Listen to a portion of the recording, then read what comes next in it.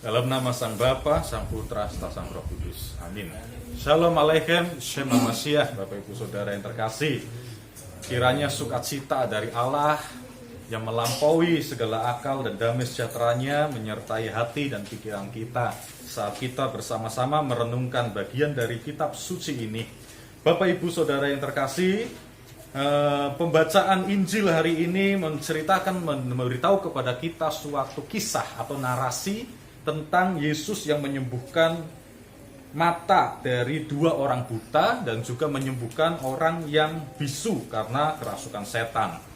Nah, setiap narasi di dalam Injil, Bapak Ibu, itu bicara soal kebenaran yang kekal.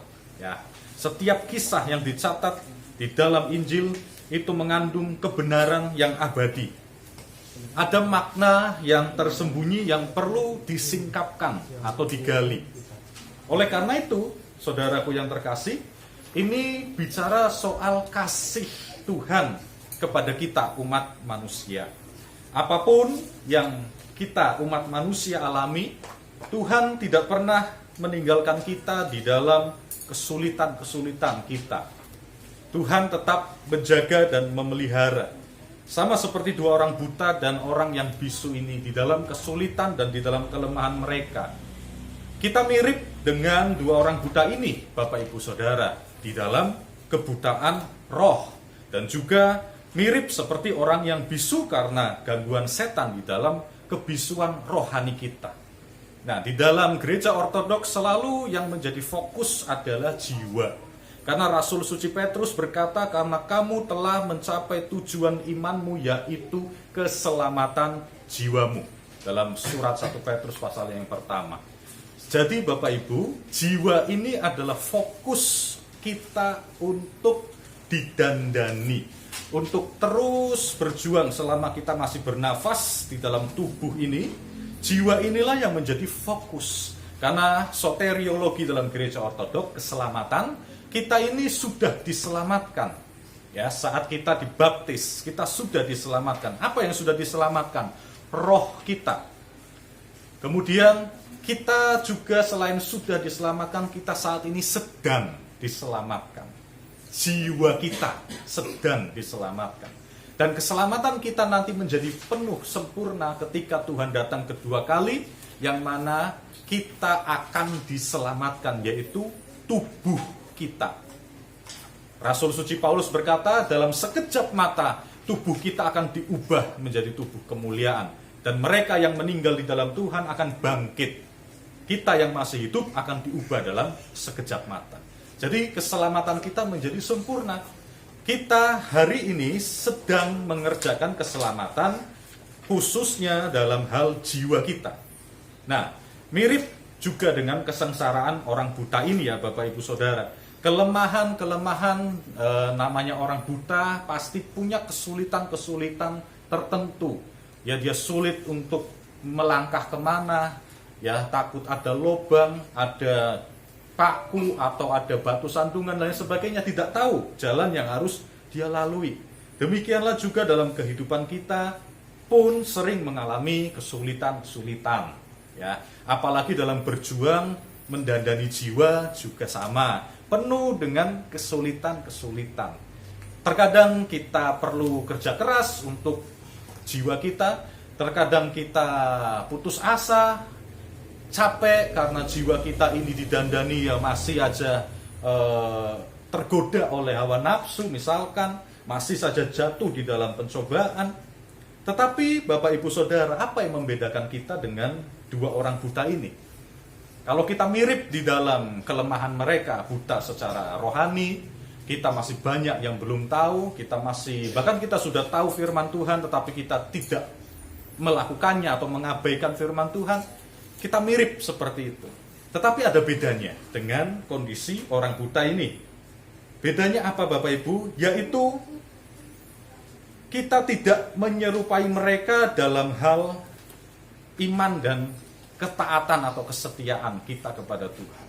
Seringkali kita juga tidak setia kepada Tuhan. Ya, kita mengabaikan perintahnya. Seringkali iman kita juga goyah, ragu-ragu, benar enggak ya Tuhan, aku sudah minta tolong ini, aku berdoa kepada Tuhan mohon belas kasih Allah, tetapi kita bimbang di dalam hati. Yakobus berkata, orang yang bimbang dalam hatinya jangan berharap akan memperoleh apa yang dimintanya.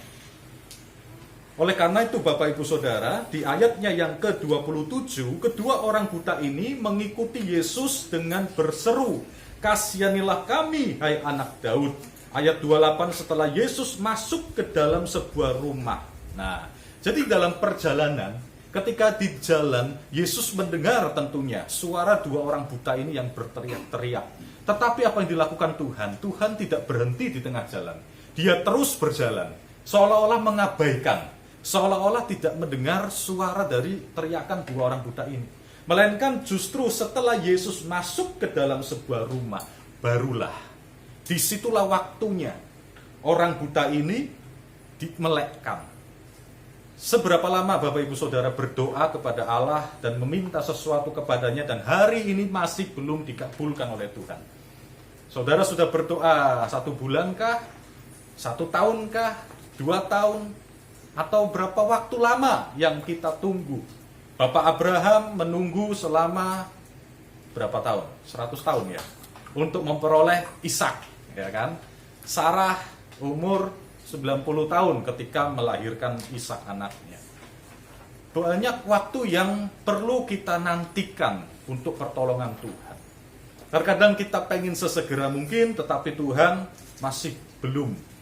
Ya, di dalam pemandangan Allah itu belum waktu yang tepat. Seperti kita di Jana Suci Petrus Semarang, kita terus berdoa memohon kepada Allah untuk suatu tempat yang permanen, untuk bisa membangun gedung gereja di kota Semarang ini. Tetapi Tuhan belum mengabulkannya. Sama seperti orang buta ini, kita terus berteriak kepada Allah, apapun pergumulan dan kebutuhan kita pribadi, lepas pribadi, kita terus memohon anugerah Tuhan, tetapi kok kayaknya Tuhan mengabaikan ya. Kok kayaknya Tuhan belum mengabulkan. Memang belum. Nanti ada saatnya Bapak Ibu Saudara. Setelah Yesus masuk ke dalam sebuah rumah, barulah di situ Yesus juga akan bertanya kepada kita, percayakah kamu bahwa aku dapat melakukannya? Ini adalah ujian iman. Kita berdoa, Tuhan kasihanilah, Tuhan kasihanilah. Terus kita berteriak seperti orang buta ini. Tetapi Yesus juga mengajukan satu pertanyaan kepada kita, kamu percaya enggak aku tuh dapat melakukan apa, bahkan lebih daripada yang kamu minta? Nah, inilah ujian iman kita Bapak Ibu Saudara.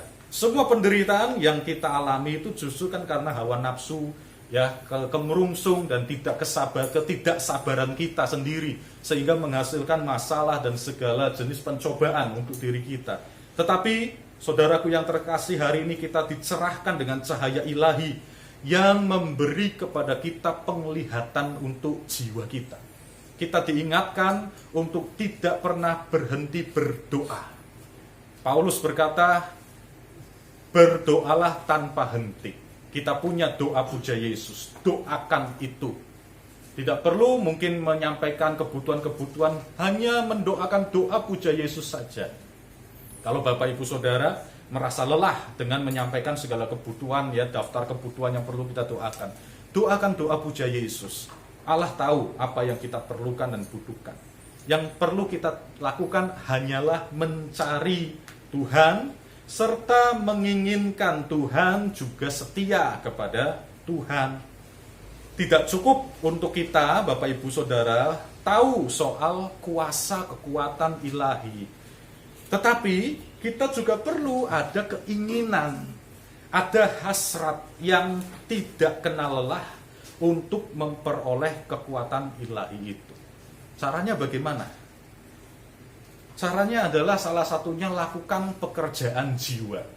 Nah, karena fokus kita adalah untuk membuat jiwa kita ini baik, jiwa kita ini tak bercacat dan tak bernoda, maka lakukanlah pekerjaan jiwa. Apa maksud pekerjaan jiwa di dalam gereja ortodoks? Ada pekerjaan yang lebih tinggi dan ada pekerjaan yang lebih rendah, Bapak Ibu Saudara. Pekerjaan yang lebih tinggi adalah pekerjaan jiwa, sedangkan pekerjaan yang lebih rendah dari pekerjaan jiwa adalah pekerjaan sekuler kita. Nah, Theodorus dari Fermi, itu beliau adalah seorang jana suci, seorang rahib. Beliau berkata mengenai beliau ditanya soal pekerjaan jiwa ini, pekerjaan yang lebih tinggi dan pekerjaan yang lebih rendah. Bapak Theodorus mengatakan pekerjaan yang lebih tinggi adalah pekerjaan jiwa, yaitu misalkan engkau mendengar bahwa aku ini sedang sakit, kata Bapak Theodorus, dan engkau mau menengok aku, maka muncul di dalam pikiranmu, aku harus meninggalkan pekerjaanku dulu dan aku perlu pergi kepada Bapak Theodorus untuk menengoknya.